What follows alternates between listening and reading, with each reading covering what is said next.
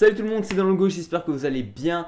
On se retrouve aujourd'hui pour une vidéo assez spéciale. Comme vous l'avez vu au titre de la vidéo, on se retrouve aujourd'hui pour la vidéo Setup 2016. Quelques personnes de la chaîne me demandaient de faire cette vidéo, donc j'espère que cette vidéo vous plaira. Et sur ce, je vous souhaite un bon visionnage.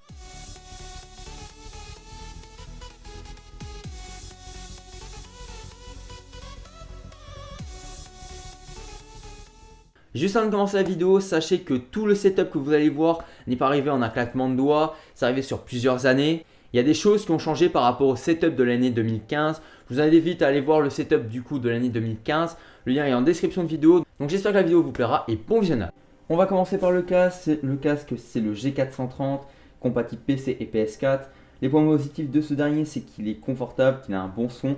Malheureusement les points négatifs, c'est que le micro qui est juste ici est assez pourri et que le prix est abusé, contrairement à d'autres casques PC uniquement qui sont bien moins chers et qui sont tout aussi solides, aussi confortables et qui ont un bien meilleur micro. Si on regarde un petit peu plus au fond, on a des caisses de rangement ainsi qu'un Raspberry première génération, la boîte du téléphone que je vous ai déballé la semaine dernière. Ensuite on va passer au PC portable, c'est mon ancien PC principal puisque maintenant je suis repassé sur le fixe parce qu'il a été update et je vous présenterai ça juste après. Donc il est équipé d'un i5, d'une GTX 950M, de 8Go de RAM et de 2 disques durs. Un disque dur c'est un SSD de 120Go et le deuxième c'est un HDD normal de 1TB. Derrière ce PC nous retrouvons une prise HDMI, un câble VGA, un câble Ethernet et un câble jack polaire relié aux enceintes que vous retrouvez juste ici ainsi qu'aux écrans. Tant qu'on parle des enceintes, vous avez le premier caisson qui est là-bas.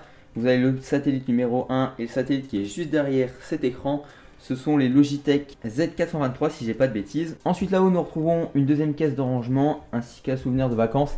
Et ici nous retrouvons le Xtreme Cap U3 de chez AverMedia qui est déconnecté puisque comme j'ai changé de carte graphique, je n'ai qu'un port HDMI et DVI qui sont reliés à mes deux écrans. Donc il faut que je commande un câble DisplayPort vers HDMI.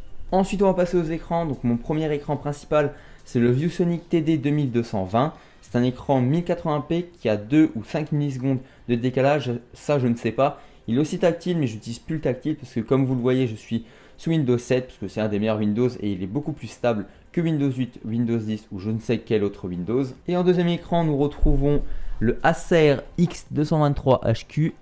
Oui je sais très bien lire que c'est marqué juste en haut à droite. Avant j'avais un 19 pouces, maintenant c'est un 21 pouces parce que j'ai interchangé avec l'écran que mon père avait avant. Et juste au-dessus de ces deux écrans nous retrouvons une petite webcam, c'est la Logitech C920, c'est une très bonne caméra pour faire des streams ou pour même faire des vidéos. Elle filme en 1080p, il y a la C922 qui est sortie il n'y a pas longtemps qui est vraiment pas mal.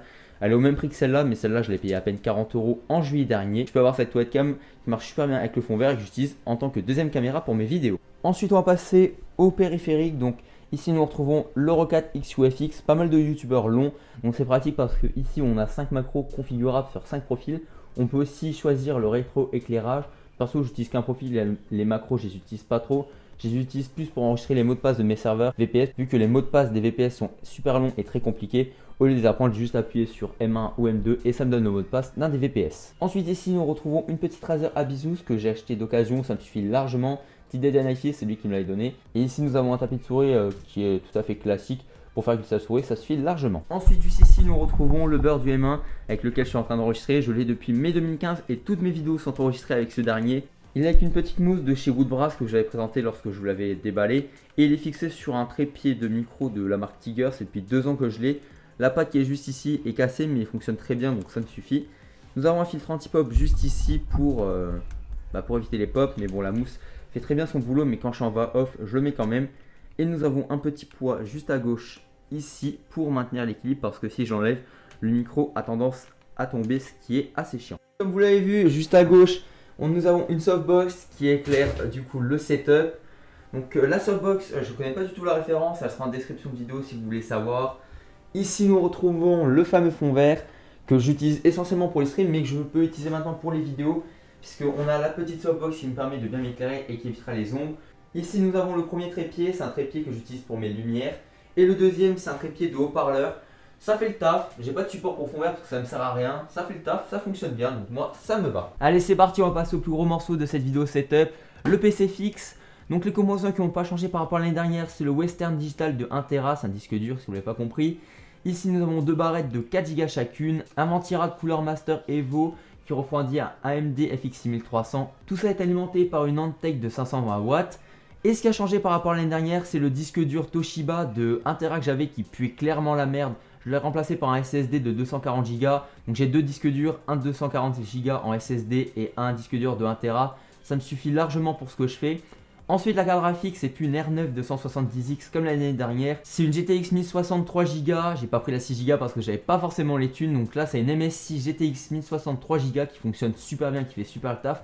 C'est même le AMD FX 1300 qui rame un petit peu. Et enfin, la carte mère à changer, c'est une MSI 970A G43+. Bonus de cette fin de vidéo où je vous montre l'installation complète de comment je filme. Donc là, on a la softbox sur une chaise parce que le trépied en fait n'est pas assez haut. Du coup, on a la softbox qui est en contre-plongée. Ensuite, nous avons le trépied qui me permet de filmer, que j'avais pas l'année dernière, c'était un truc complètement pété que j'avais. Avec le téléphone qui filme, voilà, qui filme plus. Et le micro qui est juste, qui est assez proche de moi pour avec la voix et le petit poids pour le maintenir. Et du coup, voilà la vue que j'ai quand je tourne avec le micro, le téléphone et la softbox en contre-plongée pour moi. Voilà, c'est la fin de cette vidéo. J'espère que la vidéo et le petit bonus vous aura plu. N'hésitez pas à la like, la commenter et la partager. On se retrouve dans 2-3 semaines pour une prochaine vidéo. C'était Dans le Go à la forme. Ciao tout le monde.